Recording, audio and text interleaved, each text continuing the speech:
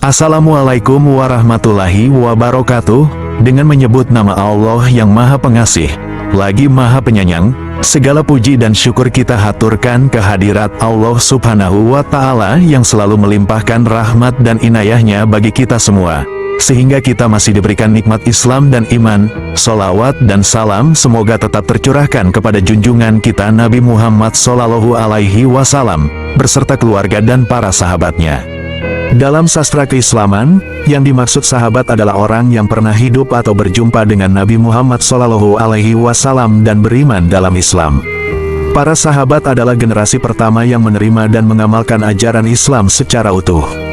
Oleh karena itu tindak tanduk dan ucapan para sahabat menjadi salah satu pedoman dalam menentukan sebuah hukum. Selain itu banyak pula kisah para sahabat yang patut menjadi suri tauladan bagi generasi muda Islam sepanjang masa. Bukan hanya kisah keimanannya saja yang sangat kuat, namun juga banyak kisah ajaib dari para sahabat Nabi. Hal itu terjadi karena mereka mempunyai karomah, atau kelebihan yang diberikan Allah Subhanahu wa Ta'ala pada hambanya yang soleh. Sedangkan arti karomah itu sendiri, berasal dari bahasa Arab yang berarti kemuliaan, keluhuran, dan anugerah dari Allah Subhanahu wa Ta'ala. Secara istilah, karomah adalah hal atau kejadian yang luar biasa di luar akal dan kemampuan manusia biasa, yang diberikan oleh Allah Subhanahu wa Ta'ala kepada hamba-hamba pilihannya. Salah satu sahabat Nabi yang terkenal dengan karomah dan doanya yang mustajab adalah Abu A'la al-Hadrami. Al-A'la al-Hadrami yang merupakan seorang sahabat yang sepanjang hidupnya dihabiskan untuk beribadah pada Allah Subhanahu wa Ta'ala. Abu A'la al-Hadrami berasal dari Hadramaut di Yaman. Ia adalah utusan yang dikirim oleh Nabi Muhammad SAW pada abad ke-8 Hijriyah untuk menyebarkan Islam ke wilayah Bahrain. Sebelum Islam berkembang, penduduk wilayah Bahrain sebagian besar adalah orang-orang kafir yang menyembah berhala dan juga penyembah api. Cahaya Islam kemudian mulai mencapai semenanjung Arab pada abad ke-8 Hijriyah dan menyuramkan para penyembah berhala. Al-A'la al-Hadrami diutus Nabi Muhammad SAW bertujuan untuk menyampaikan pesan Islam kepada Munzir bin Sawa al-Tamimi. Munzir bin Sawa al-Tamimi adalah penguasa Bahrain, yang kekuasaannya membentang dari pantai Kuwait hingga utara negeri Oman termasuk Al-Hasa dan Kepulauan Bahrain.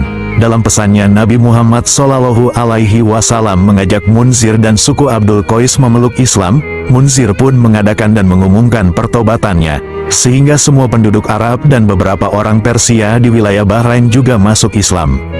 Hal itu menandai dimulainya era Islam di wilayah Bahrain. Atas keberhasilannya itu, Abu Al-A'la al-Hadrami diangkat oleh Nabi Muhammad SAW sebagai wakilnya di Bahrain untuk mengumpulkan jizyah atau pemungut pajak. Setelah Nabi Muhammad SAW wafat pada tahun 632 Masehi, banyak suku Arab memberontak melawan Islam, termasuk sebagian besar penduduk Bahrain yang kembali ke budaya terdahulu. Akibatnya, Khalifah Abu Bakar yang menggantikan Nabi Muhammad SAW mengirim Al-Hadrami kembali ke Bahrain dengan pasukan yang cukup besar untuk mengajak para pemberontak kembali ke jalan Islam. Ketika sampai di tengah-tengah padang pasir itu, Allah Subhanahu wa Ta'ala memperlihatkan kekuasaannya kepada mereka. Sahabat A'la al-Hadrami turun dari kendaraannya dan menyuruh pasukannya untuk turun.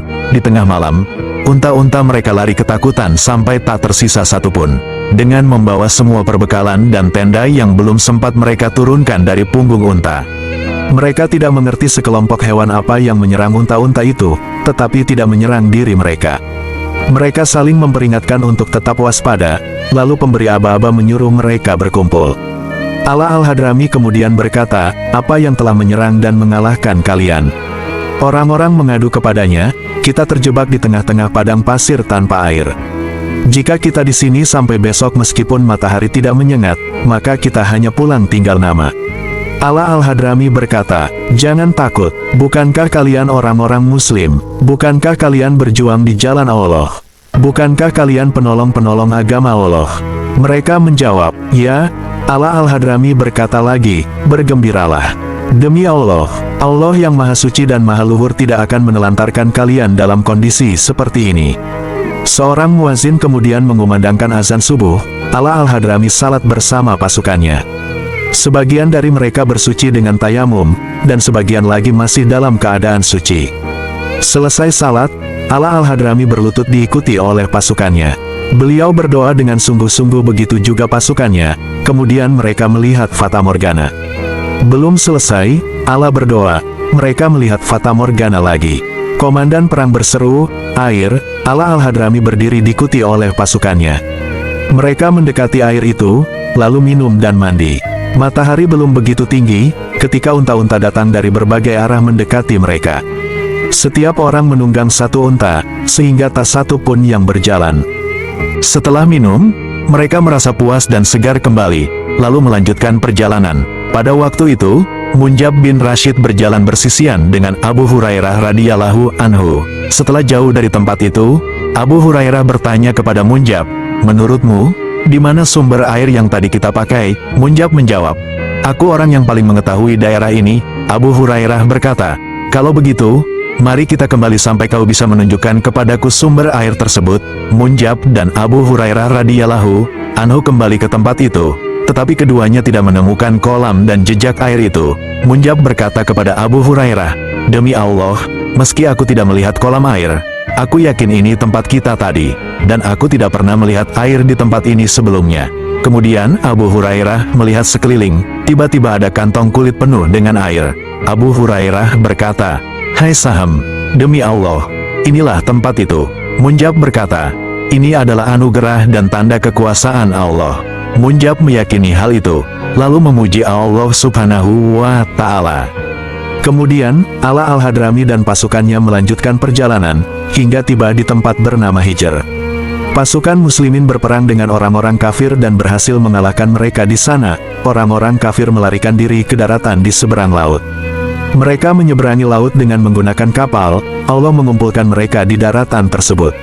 Ala Al-Hadrami memerintahkan pasukannya mengejar mereka, dan berkhutbah, "Allah yang Maha Agung dan Perkasa telah membuat kalian menghadapi pasukan setan dan perang yang berat pada hari ini. Dia telah memperlihatkan tanda-tanda kekuasaannya kepada kalian di daratan. Agar kalian bisa mengambil pelajaran darinya untuk bisa menyeberangi laut ini, bangkitlah untuk melawan musuh kalian, perlihatkan kepada mereka bahwa kalian bisa menyeberangi laut meski tanpa kapal. Karena Allah juga telah mengumpulkan mereka di daratan tersebut." Pasukannya menjawab, "Kami akan melakukannya, kami tidak akan takut. Demi Allah, kami telah berhasil menaklukkan padang Sahara tadi, maka kami yakin Allah akan menolong kami untuk menaklukkan lautan itu." Ala Al-Hadrami dan pasukannya melanjutkan perjalanan, sampai tiba di tepi laut. Mereka melintasi laut itu dengan naik kuda, beserta binatang angkutan, sekawanan unta, bagal, dan ada pula yang berjalan kaki. Ala Al-Hadrami memanjatkan doa, "Wahai Zat yang Maha Pengasih di antara yang pengasih, yang Maha Mulia, yang Maha Bijaksana, tempat berlindung, yang Maha Hidup, yang menghidupkan yang mati, yang Maha Hidup lagi Maha Menegakkan, dada Tuhan selain Engkau, wahai Tuhan kami." Ajaibnya, mereka dapat melintasi laut itu dengan izin Allah seperti berjalan di atas pasir, dan airnya hanya setinggi tapak kaki kuda. Laut itu biasanya ditempuh selama sehari semalam dengan naik kapal, dan pasukan muslimin akhirnya sampai ke daratan. Mereka tidak membiarkan satu orang musyrik pun lolos, menawan anak-anak, dan mengambil harta rampasan perang. Saat itu, pasukan berkuda kaum muslimin berjumlah 6.000 orang dan yang berjalan kaki 2.000 orang. Selesai perang, mereka pulang dengan menyeberangi laut seperti sebelumnya. Ala Al-Hadrami dan pasukannya pulang dari daratan itu, kecuali orang-orang yang ingin tinggal di sana. Di Hijr, ada seorang rahib yang masuk Islam. Rahib itu ditanya, "Apa yang mendorongmu untuk masuk Islam?" Ia menjawab, "Ada 3 keajaiban pasukan muslimin yang telah aku saksikan, yakni munculnya banyak air di padang yang gersang, terbukanya jalan di lautan, dan doa mereka yang kudengar di udara seperti sihir. Setelah menyaksikannya, aku takut Allah akan memperburuk keadaanku bila aku tidak masuk Islam." Kisah ini sangat masyhur di kalangan umat muslim Bahrain, dan tercatat di beberapa kitab para ulama. Demikian kisah karomah sahabat Nabi yang bernama Ala Al-Hadrami radhiyallahu anhu yang menakjubkan. Adapun karamah yang dimilikinya merupakan keistimewaan yang diberikan Allah kepada orang-orang yang dicintainya. Semoga Allah meridai sahabat Ala Al-Hadrami dan mengumpulkannya bersama Rasulullah Shallallahu Alaihi Wasallam. Allahumma sholli ala Muhammad. Semoga video ini bermanfaat. Wassalamualaikum warahmatullahi wabarakatuh.